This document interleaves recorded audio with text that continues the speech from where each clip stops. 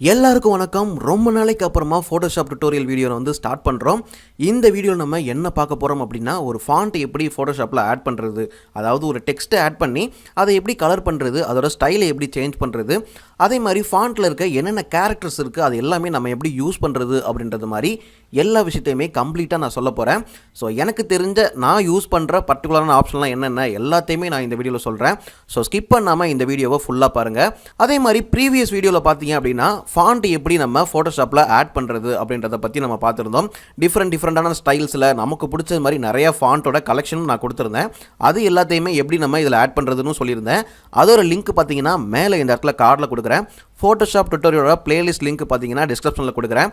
Click பண்ணி check பண்ணி பாருங்கள். நிறைய வீடியோஸ் இருக்குது, உங்களுக்கு ரொம்ப யூஸ்ஃபுல்லாக இருக்கும்.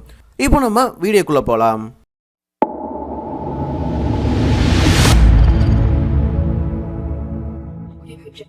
இந்த ஃபோட்டோஷாப் அப்ளிகேஷன் ஓப்பன் பண்ணிக்கோங்க. புதுசாக ஒரு ப்ராஜெக்ட் வந்து கிரியேட் பண்ணிக்கோங்க. ஸோ ப்ராஜெக்ட் எப்படி கிரியேட் பண்ணுறது அப்படின்லாம் நான் ஆல்ரெடி ஃபஸ்ட்டு வீடியோலேயே சொல்லியிருக்கேன். அதோட லிங்க் தான் பார்த்தீங்கன்னா கீழே டிஸ்கிரிப்ஷனில் ஃபோட்டோஷாப் டுட்டோரியல் பிளேலிஸ்ட் லிங்க் கொடுத்துருக்கேன். கிளிக் பண்ணி அதில் செக் பண்ணி பாருங்கள்.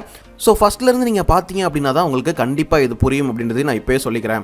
இப்போ எக்ஸாம்பிளுக்கு பார்த்தீங்கன்னா நான் ஒரு ப்ராஜெக்ட் வந்து கிரியேட் பண்ணியிருக்கேன். இந்த இடத்துல பார்த்தீங்க அப்படின்னா சைடில் டூல்ஸ் இருக்குது. இதில் டெக்ஸ்ட்னு சொல்லிட்டு இந்த டீ இருக்கு இல்லையா, இதை வந்து கிளிக் பண்ணிக்கோங்க. ஸோ இங்கே சென்டராக வந்து கிளிக் பண்ணி அப்படின்னா இந்த மாதிரி ஒரு டெக்ஸ்ட் வந்து ஆட் ஆகிடும். இது ஆட் ஆனதுக்கப்புறமா இதோட சைஸை நம்ம எப்படி சேஞ்ச் பண்ணுறதுன்னு கேட்டிங்கன்னா, உங்களுக்கு நார்மலாக தெரியும். இந்த மூவ் ஆப்ஷனை கிளிக் பண்ணிவிட்டு ஸோ இந்த கார்னரை பிடிச்சி இப்படி இழுத்தோம் அப்படின்னா இது வந்து பெருசாகிடும். ஸோ இதை நமக்கு பிடிச்ச மாதிரி எங்கே வேணால் வந்து மூவ் பண்ணிக்கலாம். ஸோ இதுதான் வந்து உங்களுக்கு தெரியும். இதில் நிறைய பேருக்கு பார்த்தீங்க அப்படின்னா இன்னொரு விஷயம் வந்து தெரியாது. இதில் நிறையா கேரக்டர்ஸ் இருக்குது, இதை நம்ம எப்படி யூஸ் பண்ணுறது அப்படின்னு சொல்லிட்டு. ஸோ இந்த டி அப்படின்ற இந்த ஆப்ஷனை கிளிக் பண்ணி அப்படின்னா மேலே உங்களுக்கு இந்த மாதிரி ஒரு ஆப்ஷன் வரும். ஸோ இந்த ஆப்ஷனை நீங்கள் சூஸ் பண்ணிங்கன்னா இந்த மாதிரி ஒரு விண்டோ வந்து ஓப்பன் ஆகும். இதில் இருக்க கேரக்டர்ஸ் எல்லாத்தையும் பற்றி தான் நம்ம இப்போ வந்து பார்க்க போகிறோம். ஸோ இதை எப்படி யூஸ் பண்ணுறது, இதில் என்னென்ன ஆப்ஷன்ஸ்லாம் இருக்குது, இதை எப்படி நம்ம ரொம்ப யூஸ்ஃபுல்லாக யூஸ் பண்ணுறது அப்படின்றதையும் நான் சொல்கிறேன். எனக்கு இந்த டெக்ஸ்ட்டோட ஃபாண்ட் ஸ்டைலை வந்து சேஞ்ச் பண்ணணும் அப்படின்னா இந்த மாதிரி நான் வந்து இதை ஃபுல்லாக செலக்ட் பண்ணிக்கிறேன். செலக்ட் பண்ணிவிட்டு இந்த இடத்துல பார்த்தீங்க அப்படின்னா ஃபாண்ட்டோட ஸ்டைலை சேஞ்ச் பண்ணுறதுக்கான ஆப்ஷன் இருக்கும். ஸோ இதை நீங்கள் கிளிக் பண்ணி அப்படின்னா போன வீடியோவில் நம்ம ஆட் பண்ண அந்த ஃபாண்ட் எல்லாமே இதில் வந்து ஆட் ஆகிருக்கும். ஸோ அது உங்களுக்கு தெரியலன்னா கீழே டிஸ்கிரிப்ஷனில் அந்த லிங்க் கொடுத்துருக்கேன். கிளிக் பண்ணி செக் பண்ணி பாருங்கள் எப்படி ஃபாண்ட்டை வந்து ஃபோட்டோஷாப்பில் ஆட் பண்ணுறது அப்படின்றத சொல்லியிருக்கேன். ஸோ இங்கே பார்த்தீங்க அப்படின்னா நான் வச்சிருக்க எல்லா ஃபாண்ட்டுமே இதில் வந்து ஷோ ஆகும். அதில் இருக்க ஒவ்வொரு ஃபாண்ட்டை நீங்கள் சூஸ் பண்ணால் போதும், ஆட்டோமேட்டிக்காக அந்த ஃபாண்ட்டோட ஸ்டைல் வந்து இந்த மாதிரி வந்து சேஞ்ச் ஆகிடும். ஸோ இது வந்துட்டு ஒரு ஆப்ஷன். அடுத்ததாக பார்த்தீங்க அப்படின்னா கீழே உங்களுக்கு ஃபாண்ட்டோட சைஸை இன்க்ரீஸ் பண்ணுறதுக்கான ஆப்ஷன் வந்து கொடுத்துருப்பாங்க. ஸோ ஸ்டார்டிங்கில் நீங்கள் பார்த்தீங்க அப்படின்னா ஃபாண்ட்டோட ஸ்டைல் வந்து ரொம்ப சின்னதாக இருக்கும். நீங்கள் இந்த காரை பிடிச்சி இழுத்தா மட்டும்தான் அது வந்து பெருசாகும். சில பேருக்கு ஃபாண்ட் ஆட் பண்ணும்போதே பார்த்தீங்க அப்படின்னா ரொம்ப குட்டியாக இத்ரூண்டில் இருக்கும். ஸோ இதை நம்ம எப்படி சரி பண்ணுறது அப்படின்னா இந்த கேரக்டர் அப்படின்ற இந்த விண்டோக்குள்ளே இதுதான் பார்த்தீங்க அப்படின்னா அதோட சைஸை இன்க்ரீஸ் பண்ணுறது. இதை நீங்கள் நார்மலாக இந்த மாதிரி மூவ் பண்ணிக்கலாம். இல்லை இந்த பாயிண்ட்ஸ் இருக்கு இல்லையா, இதை நீங்கள் ஃபுல்லாக செலக்ட் பண்ணி கிளியர் பண்ணிவிட்டு அதில் ஒரு 100% அப்படின்னு சொல்லிட்டு என்டர் கொடுத்தீங்க அப்படின்னா அதோட 100% சைஸ் வந்து கிடச்சிடும். இல்லை எனக்கு ஒரு 200% இதோட சைஸ் வேணும் அப்படின்னா 200 கொடுத்துக்கலாம். இல்லை எனக்கு ஒரு 150 வேணும், 160 வேணும் அப்படின்னா நீங்கள் உங்களுக்கு பிடிச்சது மாதிரி என்ன சைஸ் வேணால் நீங்கள் கொடுத்துக்கலாம். எவ்வளோ பெருசு வேணுமோ அவ்வளோ பெருசு நீங்கள் வந்து கொடுத்துக்கலாம். ஸோ இந்த சைடு பார்த்தீங்க அப்படின்னா இதை நீங்கள் நார்மலாக மூவ் பண்ணும்போது இதுவும் வந்து சேஞ்ச் ஆகும். இது நமக்கு அவ்வளோ முக்கியம் கிடையாது. இது நீங்கள் இன்க்ரீஸ் பண்ணாலும் பெருசாக வேல்யூஸ் எதுவுமே அஃபெக்ட் ஆகாது. கீழே பார்த்தீங்க அப்படின்னா இதில் மெட்ரிக்ஸ் இருக்கும். இதை அப்படியே வந்து சூஸ் பண்ணி வச்சுக்கோங்க. அதில் எதுவுமே நீங்கள் சேஞ்ச் பண்ண வேணாம். ஸோ அடுத்ததாக இந்த இடத்துல பார்த்தீங்க அப்படின்னா இது ரொம்பவே இம்பார்ட்டண்டான ஒரு ஆப்ஷன். நான் உங்களுக்கு சேஞ்ச் பண்ணி காட்டுறேன்.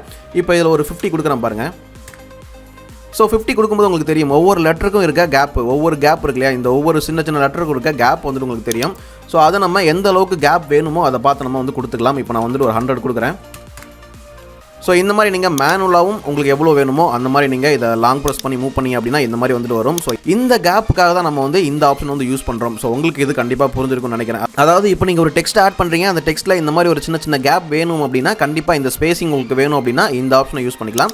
ஸோ இந்த ஸ்பேசிங் உங்களுக்கு கண்டிப்பாக புரிஞ்சிருக்கும்னு நினைக்கிறேன். இதை நான் வந்து என்ன பண்ணுறேன் அப்படின்னா 0லேயே கொடுத்துக்கிறேன். ஸோ இதை நம்ம மைனஸ் வேல்யூலையும் கொடுக்கலாம். இப்போ நான் இதை -50 வந்து கொடுக்குறேன். ஸோ இந்த மாதிரி -50 கொடுத்தோம் அப்படின்னா இந்த மாதிரி சேஞ்ச் ஆகிடும். ஸோ இதை நம்ம உங்களுக்கு எந்த மாதிரி பிடிச்சிருக்கோ, உங்களுக்கு இன்னும் கொஞ்சம் ஜாயிண்ட் ஆகி வேணும் அப்படின்னா ஒரு 70 வந்து கொடுத்து பாருங்கள். ஸோ இந்த அளவுக்கு நீங்கள் வீடியோஸில் நிறைய இமேஜஸில் ஏதாவது இடத்துல நீங்கள் பார்த்துருக்கலாம் இந்த மாதிரி டெக்ஸ்ட் எல்லாமே. ஸோ உங்களுக்கு இது வந்து ஓகே அப்படின்னா நீங்கள் தாராளமாக அதை வந்து செட் பண்ணிக்கலாம். ஸோ இவ்வளோ தான் பார்த்தீங்கன்னா இதில் இருக்க ஆப்ஷன். அடுத்து கீழே இந்த இடத்துல பார்த்தீங்க அப்படின்னா இந்த ஆப்ஷன் இருக்கு இல்லையா, இது வந்து டெக்ஸ்ட்டோட ஹைட்டை வந்து நம்ம இன்க்ரீஸ் பண்ணுறதுக்கு. ஒரு டெக்ஸ்ட் இருக்குது அப்படின்னா அதோட ஹைட் வந்துட்டு உங்களுக்கு எந்த அளவுக்கு வேணுமோ அதை நீங்கள் தாராளமாக இந்த மாதிரி வந்து இன்க்ரீஸ் பண்ணிக்கலாம். ஸோ இதை நான் வந்து 100லேயே செட் பண்ணிக்கிறேன்.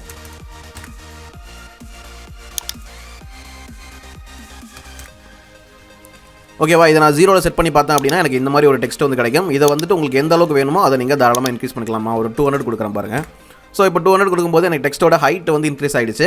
ஸோ எனக்கு டெக்ஸ்ட்டோட ஹைட் வேணாம், பிரெத் வேணும் அப்படின்னா நான் இதை வந்து 100ல் செட் பண்ணிக்கிறேன். செட் பண்ணதுக்கப்புறமா எனக்கு பிரெத் வந்து இன்க்ரீஸ் பண்ணணும் அப்படின்னா, அதாவது டெக்ஸ்ட்டை வந்து நீளமாக்கணும், எனக்கு இன்னும் கொஞ்சம் அகலமாக வேணும் அப்படின்னா நார்மலாக இந்த ஆப்ஷன் யூஸ் பண்ணி நீங்கள் வந்து இன்க்ரீஸ் பண்ணிக்கலாம். நான் ஒரு 200 கொடுக்குறேன் பாருங்கள். ஸோ நான் 200 கொடுக்குறேன், 100 கொடுக்குறேன் அப்படின்னா இவ்வளோ தான் கொடுக்கணும் கிடையாது. நீங்கள் 71 கொடுக்கலாம், 81 கொடுக்கலாம், 82, 83, 50, 51 இந்த மாதிரி என்ன வேல்யூஸ் வேணால் கொடுத்துக்கலாம் அப்படின்றத சொல்ல வரேன். ஸோ இந்த மாதிரி நீங்கள் கொடுத்துக்கோங்க. உங்களுக்கு பிடிச்சிருக்கா அந்த டெக்ஸ்ட் பார்க்குறது உங்களுக்கு எந்த அளவுக்கு இருக்குது அப்படின்றத நீங்கள் வந்து புரிஞ்சுக்கோங்க.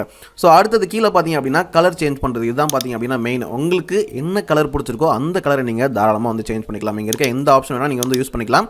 ஸோ இதை நீங்கள் இதில் வந்து கலர் வந்து சூஸ் பண்ணிக்கலாம். எனக்கு இந்த பிங்க் கலர் வேணும் அப்படின்னா நான் வந்து பிங்க் கலர் இப்போ ரெட் கலரில் வச்சிருக்கேன்.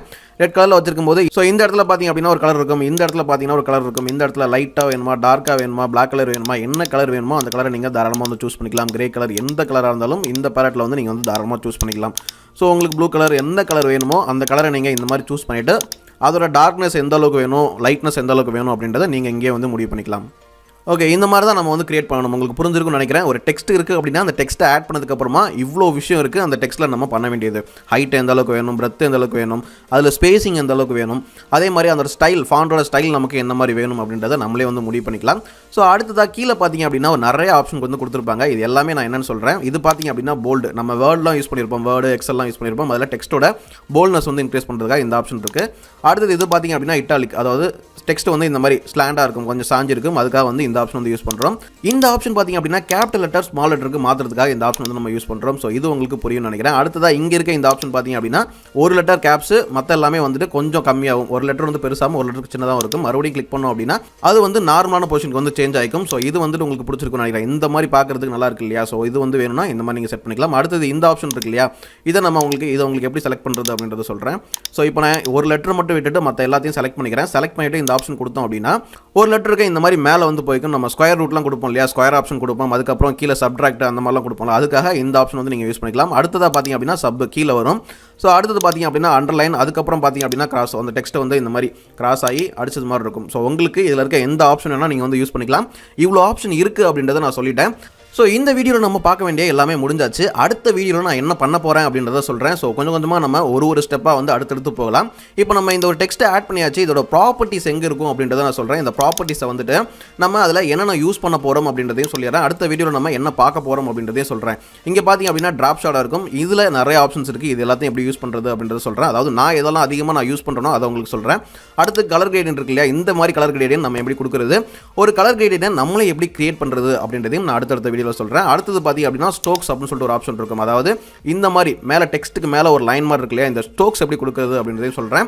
அதுக்கப்புறமா இதில் இருக்க எல்லாத்தையும் நம்ம இந்த மாதிரி நம்ம ஒவ்வொரு ஸ்டெப் பை ஸ்டெப்பாக எப்படி ஒரு ஆப்ஷன் சூஸ் பண்ணி கிரியேட் பண்ணுறது, இதில் என்னென்ன ஆப்ஷன்ஸ்லாம் இருக்குது, அதில் இருக்க எல்லாத்தையுமே நம்ம வந்து அடுத்தடுத்த வீடியோவில் பார்க்க போகிறோம். ஸோ இந்த மாதிரி அடுத்து உங்களுக்கு என்ன வீடியோ வேணும் அப்படின்றத நீங்கள் கமெண்ட் பண்ணுங்கள். நம்மளோட தமிழ் வீரா டெக் சேனலில் பார்த்தீங்க அப்படின்னா நம்ம ஒரு டெக்ஸ்ட் வந்துட்டு யூஸ் பண்ணிட்டு இருக்கோம். இப்போ நீங்கள் ட்ரெண்டிங்காக பார்த்துட்டு இருப்பீங்க.